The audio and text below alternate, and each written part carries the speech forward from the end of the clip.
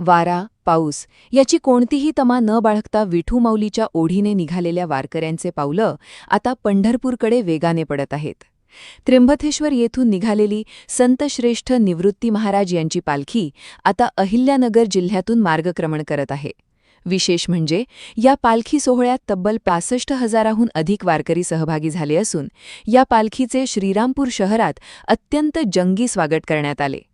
पालखीच्या आगमनाने संपूर्ण श्रीरामपूर शहराला जणू पंढरपूरचे स्वरूप आले होते. श्रीरामपूर तालुक्यात आणि शहरात अनेक ठिकाणी नागरिकांनी पालखीचे उत्साहात स्वागत केले. वारकऱ्यांसाठी खाद्यपदार्थ, आरोग्यसेवा यासह विविध सुविधा पुरवत श्रीरामपूरकरांनी दिंडीचे मनोभावे आणि उत्साहात स्वागत केले. दिंडी प्रमुख मनोज कुमार राठी यांनी या पालखी सोहळ्यासंदर्भात माहिती देताना सांगितले की श्रीरामपूर तालुक्यातील बेलापूर येथे या पालखी सोहळ्याचा 10वा मुक्काम असून भानुदास महाराज बेलापूरकर यांच्या मूळ गावी हा पालखीचा मुक्काम करत पुढे पंढरपूरकडे प्रस्थान करणार असल्याची माहिती संतश्रेष्ठ निवृत्ती महाराज पालखीची सोहळ्याचे प्रमुख मनोज कुमार राठी यांनी दिली आहे. आज 10वा मुक्काम आहे निवृत्तीनाथांच्या पालखी सोहळ्याचा बेलापूर गावी.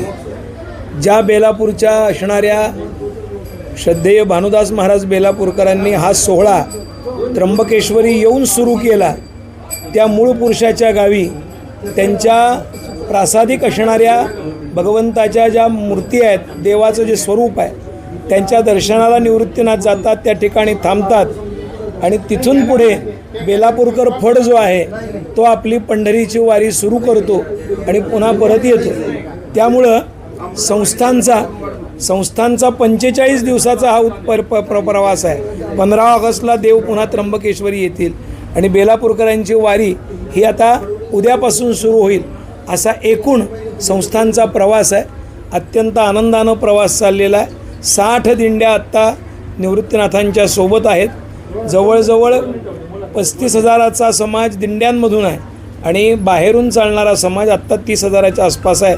साधारणतः 65,000ची संख्या आम्हाला साधारणतः आत्ता जाणवतात. शासनातर्फे व्यवस्था करण्याचा पूर्ण प्रयत्न आहे. संस्थांचे सर्व विश्वस्त प्रयत्न करत आहेत, जात आहेत. प्रत्येक ठिकाणी गावकऱ्यांचं पूर्ण सहकार्य आहे. आपली घरं उघडून लोकांना राहण्याकरता देत आहेत, कारण गेली 9 दिवस झालीत, आज 10वा दिवस आहे. पाऊस अखंडपणानं निवृत्तीनाथांबरोबर चालू आहे. निवृत्तीनाथांना कुठेही त्यांनी ऊन लागू दिलं नाही, एवढी मेघराजाची कृपा आहे. आणि त्यामुळं जातो त्या प्रदेशात वास्तविक आज श्रीरामपूरसारख्या ठिकाणी पालखी गेल्यानंतर 4-5 दिवसांनी पाऊस पडत असतो. आत्ता मात्र पाऊस घेऊनच देव आलेत आणि सगळे आनंदी आहेत, कारण आता पेरण्या लागतील. त्यामुळे आमचा अंदाज आहे की नगरला समाधी सोहळा झाला की द्वादशीच्या समाधी सोहळ्यानंतर पुढच्या वाटचालीत कमीत कमी 1.25 लाख लोक हे सोहळ्याबरोबर निश्चित असतील. आणि पुढे जाऊन पंढरपूरच्या वारीला यंदा रेकॉर्ड ब्रेक उपस्थिती राहील असं एकंदर चित्र दिसतं आहे. कारण पेरण्या झालेल्या असतील, पाऊस महाराष्ट्रात सर्वदूर आहे, शेतकरी सुखावलेला आहे. शेतकऱ्यावरचं मोठं विघ्न दूर जावं, पुन्हा त्याला शासनावर अवलंबून राहण्याची वेळ देवानं कधी आणू नये, कर्जमाफीच्या घोषणा शासनाला कराव्या लागू नयेत, एवढी कृपा, एवढी अनुकूलता यावेळेस मात्र जाणवते की निश्चित शेतकरी हा पूर्णपणानं कर्जमुक्त झालेला असेल आणि चिंतामुक्त झाल्यामुळं कुठंतरी परमार्थाला त्यानं लागावं अशी अपेक्षा मात्र आम्हा वारकऱ्यांकडनं निश्चित असेल. कारण एकदा पैसा आला की माणूस वेगवेगळ्या मार्गाला जातो, तो जाऊ नये. पांडुरंगानं निवृत्तीनाथांनी कृपा करावी, सन्मार्गाला सर्वांना न्यावं. या राष्ट्राविषयी, या असणाऱ्या परंपरांविषयी, देव, देश आणि धर्म याविषयी प्रत्येकाच्या अंतःकरणात दृढश्रद्धा असावी. संतांनी तोच विचार सगळीकडे दिला आहे. समरसता हे वारकरी संप्रदायांनी शिकवलेलं सूत्र आहे. त्यामुळं आज या दिंड्यांमध्ये संतांच्या सोहळ्यांबरोबर कुणाला कुणाची जात माहीत नाही, वर्ण माहीत नाही, आश्रम माहीत नाही. सर्व आश्रमातले, सर्व वर्णातले, आबाल, वृद्ध, स्त्री, पुरुष सर्वजण पांडुरंगाच्या करता दर्शनाला आणि संतांच्या बरोबर जातात. हे या सोहळ्याचं वैशिष्ट्य आहे. याच्या पलीकडे वेगळं काय सांगावं. तुम्ही आम्ही खेळीमेळी, गदारोळी, आनंदे हा आनंद सगळ्या अनुभवतात. ही आनंदवारी आहे. ही पर्यावरणाच्या दृष्टीनं प्रदूषणमुक्त वारी आहे, प्लास्टिकमुक्त वारी आहे, कचरामुक्त वारी आहे, निर्मल वारी आहे. अशा पद्धतीचे वेगवेगळे विषय या ठिकाणी आहे. आज श्रीरामपूरला सुद्धा मोठ्या प्रमाणात व्यापक स्वरूपात सर्वांनी स्वागत केलं आहे. इथं कुठल्या पक्षाचा विषय येत नाही, समाजाचा विषय येत नाही, सर्व उत्स्फूर्तपणानं स्वागत करतात. आज नेहमीपेक्षा अजून चांगल्या पद्धतीनं स्वागत झालं आहे.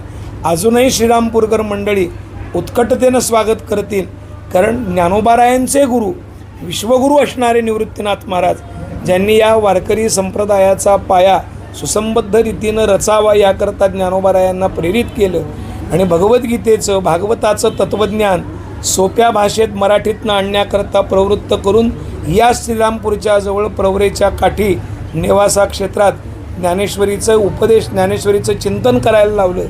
ती ही भूमी आहे, संतांची भूमी आहे महाराष्ट्र ही. त्यामुळे महाराष्ट्राच्या या संतभूमीत, श्रीरामपूरच्या या संपन्न असणाऱ्या नगरीत श्रीरामरायाच्या सान्निध्यात आत्ता देव विसावलेले आहेत. थोड्याच वेळात देव इथून पुढे निघतील आणि बेलापूरकर महाराजांच्या मठामध्ये जे वारकरी संप्रदायाचे 7 प्रमुख फड आहेत, त्यातला हा बेलापूरकर फड आहे, त्यांच्या मंदिरामध्ये त्या ठिकाणी विसावतील. रामकृष्ण. पुढून जा. साहेब या इकडे.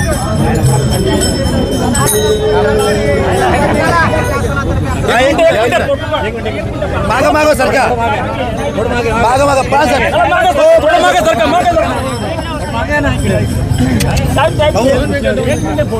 अरे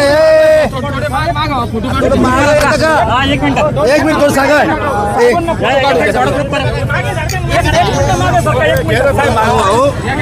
हो दादा समोर बघा.